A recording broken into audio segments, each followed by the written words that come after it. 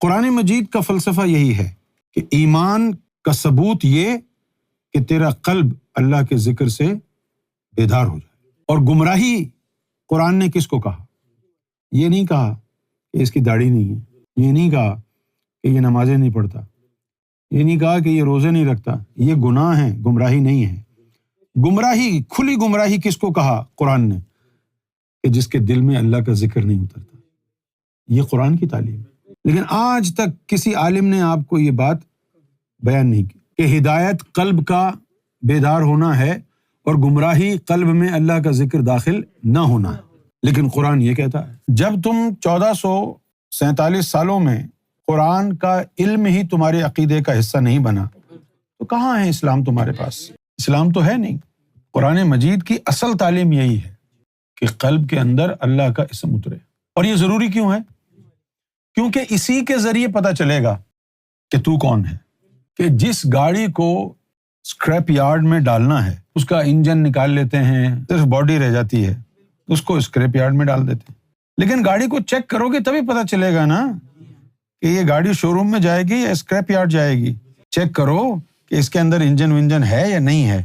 اسی طرح اللہ تعالیٰ نے بھی جن کو جہنم میں بھیجنا ہے ان کے بارے میں کہا کہ ان کے قلب ہیں لیکن وہ سمجھتے نہیں، کان ہیں لیکن سماعت سے عاری ہیں، اور جن کو اللہ تعالیٰ نے ایمان کی دولت سے نوازنا ہے ان کی یہ چیزیں اندر کی زندہ ہیں، سلامت ہیں۔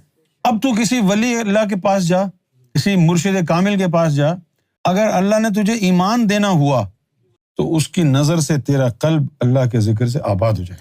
اور اگر تو جہنمی ہوا تو پھر تو ولی کیا کسی نبی کے پاس بھی چلا گیا، وہ اسکریپ یارڈ والی گاڑی ہے نا، اس کے اندر کی چیزیں مردہ ہیں نا، اس کا قلب زندہ ہو ہی نہیں سکتا، اس کے قلب میں اللہ کا ذکر، اللہ کا نور داخل ہو ہی نہیں سکتا۔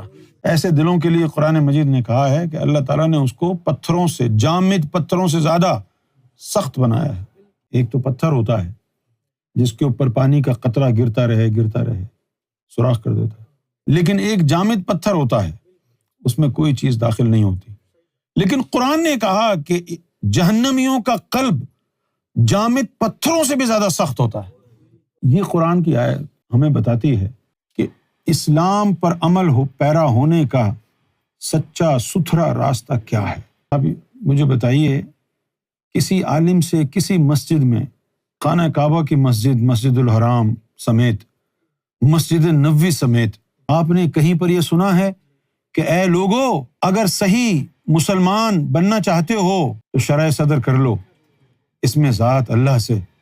کسی کو کہتے ہوئے سنا ہے قرآن کا پیغام کسی عالم سے کہ اے لوگو، اگر ہدایت چاہتے ہو تو مرشد کامل پکڑ لو؟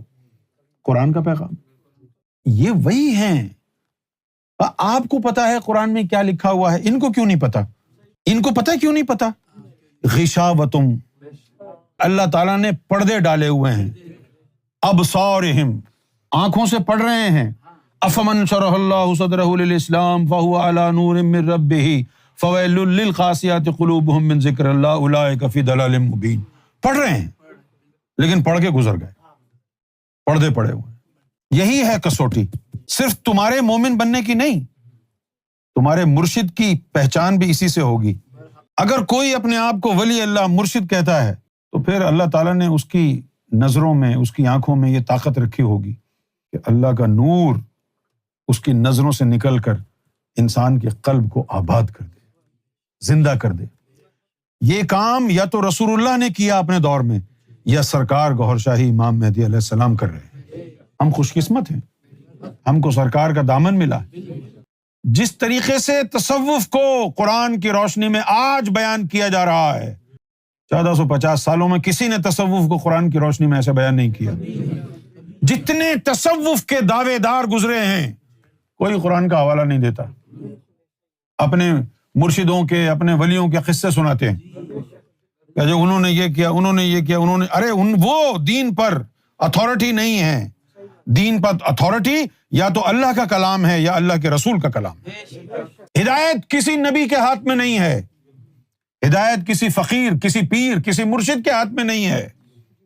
جسے اللہ چاہتا ہے ہدایت دینا، پیر فقیر کی تعلیم اسی کے کام آتی ہے۔ مرشد کامل اسی کی تربیت کرتا ہے جس کو اللہ ہدایت دینا چاہے، اور اگر کسی کو اللہ ہی ہدایت نہ دینا چاہے پھر 1,00,000 غوث پاک نظریں ڈالیں کچھ نہیں ہوگا۔ غوث پاک کی نظر کس پہ کام کرے گی؟ داتا علی حجویری، لال شہباز قلندر کی نظر، ولیوں کی نظر، بزرگوں کی، فقراء، صالحین، شہداء کی نظر اس پہ کام کرے گی جس کو اللہ ہدایت دینا چاہتا ہے، اور جس کو اللہ ہدایت دینا چاہتا ہے ان کی روحوں کی زندگی کو سلامت رکھتا ہے، جن کو اللہ جہنم میں بھیجنا چاہتا ہے ان کے لطائف کو برباد کر دیتا ہے۔ اب جب وہ لطائف ہی برباد ہو گئے تو اب کسی کی نظر سے کیا زندہ ہوگا؟ اصل بات تو یہ ہے نا، بہت لوگ ہیں پیروں فقیروں کا لبادہ اوڑھ کر بیٹھے ہوئے ہیں، کیا نظر آیا؟ ارے بھائی کیا نظر آئے گا؟ نظر آنا دین نہیں ہے، نظر آنا ایمان نہیں ہے۔ ایمان یہ ہے کہ تیرے قلب میں اللہ کا نور اتر جائے، فَهُوَ عَلَى نُورٍ مِّن رَبِّهِ، یہ ایمان ہے۔ اب اگر کوئی ہیجڑا ہے، نامرد ہے، اس کو کیا پتا لسٹ کیا ہوتی ہے، شہوت کیا ہوتی ہے، اس کو کیا پتا کہ کیا ہوتی ہے؟ جس کے قلب میں اللہ کا نور نہیں آیا اس کو پتا کیا ہے کہ ایمان کیا ہے۔ اس نے تو چوغا پہن کے، مالائیں لٹکا کے، عطر لگا کے لوگوں کو بیوقوف بنانا ہے۔ اس نے تو اپنا جہنم پیٹ کا بھرنا ہے، چندے نذرانے لینے ہیں، زلفیں بنانی ہیں، پگڑ باندھنا ہے دنیا کو دکھانے کے لیے، کیونکہ عوام بے وقوف ہے، مسلمانوں کو معلوم ہی نہیں کہ مرشد کی ضرورت ہوتی ہے یا نہیں ہوتی ہے۔ مسلمانوں کا ایک بڑا طبقہ مرشد کامل کے تصور کے خلاف ہے، جبکہ یہ تصور مرشد آیا کہاں سے ہے؟ قرآن سے۔